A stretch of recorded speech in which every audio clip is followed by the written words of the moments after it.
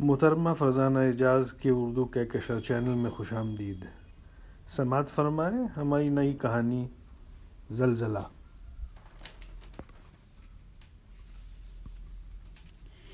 زلزلے، طوفان، کالی آندھی، پیلی آندھی، طوفانی بارشیں، اس نے سب کچھ دیکھ رکھا تھا۔ اس نے تباہی و بربادی کے دلخراش منظر بھی کئی بار دیکھے تھے اور ہر بار بہت عرصے تک افسردہ اور رنجیدہ بھی رہی تھی۔ سخت ترین سردی بھی دیکھی تھی جس میں انسانوں کی کھالیں چٹکتی بھی دیکھی تھیں، اور برف کے اونچے اونچے ڈھیر جن کے اندر کاریں دفن دیکھی تھیں۔ بہت کچھ دیکھا تھا، بہت کچھ سنا تھا، اور ہر بار دکھیاروں کا درد اپنے دل کے اندر بہت گہرائی تک محسوس کیا تھا۔ شاید زندگی اسی کا نام ہو، ہنستی مسکراتی زندگی لمحے کے ہزارویں حصے میں ناپید ہو جائے۔ وہ ایک چھوٹے سے پرسکون شہر کی باسی تھی جو سمندر سے دور تھا، میلوں تک پہاڑوں کا تصور بھی نہیں تھا۔ سمندری طوفان اور آتش فشاں کی آتش بازی محض تصویروں میں دیکھی تھی۔ جغرافیہ کی کتابوں میں کاغذی دریاؤں اور پہاڑوں کا جال اسے بہت دلکش لگتا تھا۔ خاموش اور پرسکون، کوئی ہلچل نہیں۔ پھر وہ باہر چلی گئی۔ بچپن میں کھیل کھیل میں وہ سب ساتھیوں کو بتاتی تھی کہ دیکھو، ہمارے پاؤں کے تلوے میں بڑا سا تل ہے، جس کا مطلب یہ ہے کہ ہم تم سب لوگوں سے بہت بہت دور جایا کریں گے اور دنیا بھر میں گھوما کریں گے۔ واقعی اس کی بات سچ ہوئی اور وہ اپنوں سے بہت دور چلی گئی۔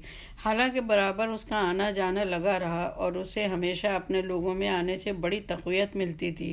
ایک اندیکھی مضبوط زنجیر تھی جو اس کو اپنوں سے جوڑے رکھتی تھی اور تحفظ کا قوی احساس دلاتی رہتی تھی۔ وہ جو اس کے اپنے تھے اور اس کے دل میں بستے تھے۔ کبھی خوابوں اور خیالوں میں بھی اس کو ایسا کوئی تصور گوارا نہیں تھا جو اس کے اپنوں سے خالی ہو۔ ممالک غیر میں بھی اجنبی چہروں میں اس کو اپنوں کا عکس دکھائی دیتا تھا۔ کوئی ضعیف اس کو اپنا نانا یا دادا لگتا، کسی بچے کی بے اختیار کھلکھلاہٹ میں اسے اپنے چھوٹے بھائی کی ہنسی سنائی دیتی، اور وہ بجلی کا کھمبا جس پر لکڑی مار مار کر وہ بھاگ جایا کرتی تھی، اس کھمبے کی ٹن بھی اسے اکثر آس پاس سنائی دیتی تھی۔ پاس پڑوس کے کسی گھر میں کوئی عورت جب اپنی بیٹی کو خود اس کے نام سے ملتے جلتے نام سے کسی کام کے لیے پکارتی تو بے اختیار وہ چوکنا ہو جاتی، جیسے اس کی امی نے اسے آواز دی ہو۔ وہ ذہنی طور پر جیسے کبھی کہیں گئی ہی نہیں تھی۔ ہر بار پردیس سے آتی اور بھر بھر جھولی اپنائیت کے پھول آنچل میں سمیٹ لے جاتی۔ زمانے کی لہریں اسے اچھالتی رہیں اور دنیا کے ایک کونے سے دوسرے چھور تک گھومتی رہی، لیکن کب تک؟ اب وہ تھک گئی تھی اور واپس اپنے شہر آ گئی تھی، لیکن اب کی بار وہ اپنوں سے بہت دور بنے اپنے ذاتی گھر میں رہ رہی تھی۔ گھر ٹھیک ٹھاک تھا، برسوں پہلے اس نے خود یہ جگہ پسند کی تھی۔ اس کے شہر کے قلب میں بنی ایک بلڈنگ جس میں اب بہت سے اجنبی خاندان بھی اپنے اپنے فلیٹوں میں آباد تھے اور خوب گہما گہمی رہتی تھی۔ مصروف چوراہے کے پاس اس کا گھر تھا۔ ایک حادثے میں مجروح اس کا ڈاکٹر بیٹا اس کے ساتھ تھا۔ سب کچھ اچھا تھا، لیکن اس کے دل کو سکون نہیں تھا۔ ہر لمحہ اس کو اپنا ماحول، اپنے لوگ، رشتہ دار یاد آتے رہتے اور وہ بڑبڑاتی رہتی کہ وہ کہاں اجنبی لوگوں میں پھنس گئی ہے۔ وہ تو بڑی خوش قسمت تھی کہ شادی کے بعد بھی اپنے محلے ہی میں رہی تھی، اپنے عزیزوں کے ساتھ، اپنے بڑوں کے آس پاس، لیکن اب نہ وہ بڑے رہے تھے اور نہ وہ گھر۔ بڑے دوسری دنیا میں جا بسے تھے اور گھر توڑے یا بیچے جا رہے تھے۔ اب وہاں بھی اجنبیوں کا ڈیرا جم رہا تھا۔ مٹھی بھر اپنے بچے تھے۔ جب کبھی وہ سب آپس میں مل بیٹھتے تو اچھا خاصا مجمع لگ جاتا تھا۔ اسے کبھی باہر کے لوگوں سے دوستی کرنے کی ضرورت نہیں پڑی تھی۔ اس کا دل دماغ اپنے شہر میں کسی غیر جگہ کو اپنا ماننے کو جیسے تیار ہی نہیں تھا۔ اس کو نئے گھر میں آئے 2 ماہ ہو چکے تھے۔ اس کے پڑوسی اچھے لوگ تھے، آتے جاتے سلام دعا ہو جاتی تھی اور بس۔ گھر کے اندر اس کی اپنی دنیا آباد تھی اور اس کے دل کے اندر اس کے اپنوں کا راج تھا۔ ایسا نہیں تھا کہ وہ بدمزاج تھی یا مغرور تھی، بس ابھی جیسے وہ شاک میں تھی۔ اس کا شہر تھا لیکن وہ اپنوں سے دور رہ رہی تھی۔ اس کا شوہر کسی دوسرے ملک گیا ہوا تھا۔ جب ایک صبح ہاتھ میں اپنی دوا کی گولیاں لیے اس نے تھرماس سے پانی گلاس میں انڈیلنا چاہا تو پانی گلاس کے بجائے ادھر ادھر گرنے لگا۔ बल्कि गिलास मेज पर डगमगाने लगा। उसने थर्मस पकड़ा तो दरवाजे, खिड़कियां और दीवारों पर लगे तस्वीरों के फ्रेम हिलने लगे। वो बेख्तियार अपने बेटे के कमरे में भाग कर गई। वो बिस्तर पर लेटा था और चीख कर कहने लगा, अम्मा बाहर भाग जाइए, जलजला आ रहा है। एक लम्हे को वो सोचे समझे बाहरी दरवाजे की तरफ मुड़ी, फिर रुक गई। वो अपनी ज़िंदगी की कुल पूंजी, अपना बेटा छोड़कर कहाँ भागती और किसके लिए अपनी जान की फिक्र करती। उसका डॉक्टर बेटा जो एक हादसे का शिकार हो गया था, बिस्तर पर लेटा था और उसको भाग जाने का हुक्म दे रहा था। लेकिन वो उसी कमरे में जमकर एक कुर्सी पर बैठ गई और कहने लगी, बेटा बेवकूफ़ी की बातें न करो। पूरी इमारत में भाग दौड़ मची थी और लोग चीख रहे थे। सारा शहर क्या, सारा मुल्क डोल रहा था। उसी वक्त किसी ने ज़ोर ज़ोर से उसका बाहरी दरवाज़ा पीटना शुरू कर दिया और उसको आवाज़ें देना भी।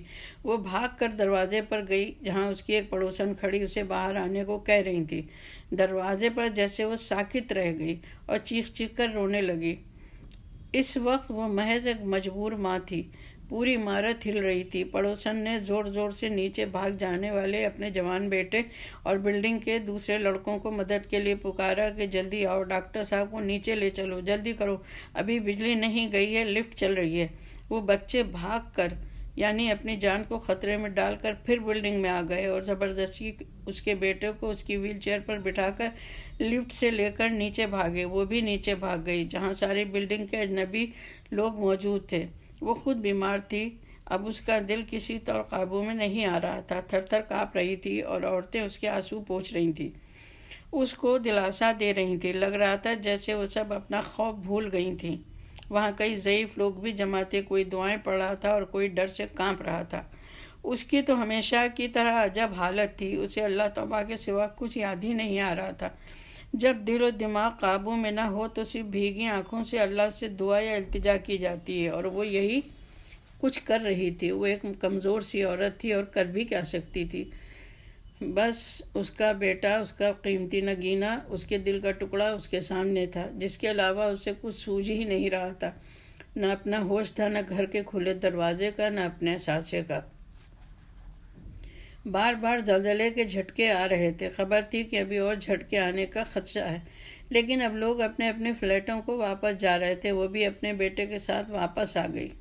वो वापस तो आ गई थी, लेकिन उसके ख्यालात में जो जलजला अब भी आ रहा था, वो अब भी उसकी जद में थी। उसकी सोच में जलजला, उसके बदन की सारी इमारत अब भी लरज रही थी और वो बेहद शर्मिंदगी महसूस कर रही थी। और बार बार उसे यही ख्याल आ रहा था कि जिन्हें वो अजनबी समझ रही थी, क्या वो उसके अजीज़ तरीन साथियों से किसी तौर कम है।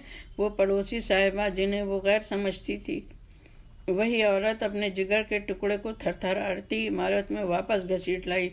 दूसरे पड़ोसियों ने भी अपने बच्चों की ज़िंदगी खतरे में डाल दी कि उसका अपना बेटा बच सके। और यही मुस्तकिल जलजला है जो उसके पड़ोसियों को देखते ही उसके दिल और दिमाग को बार बार झंझोड़ता रहता है।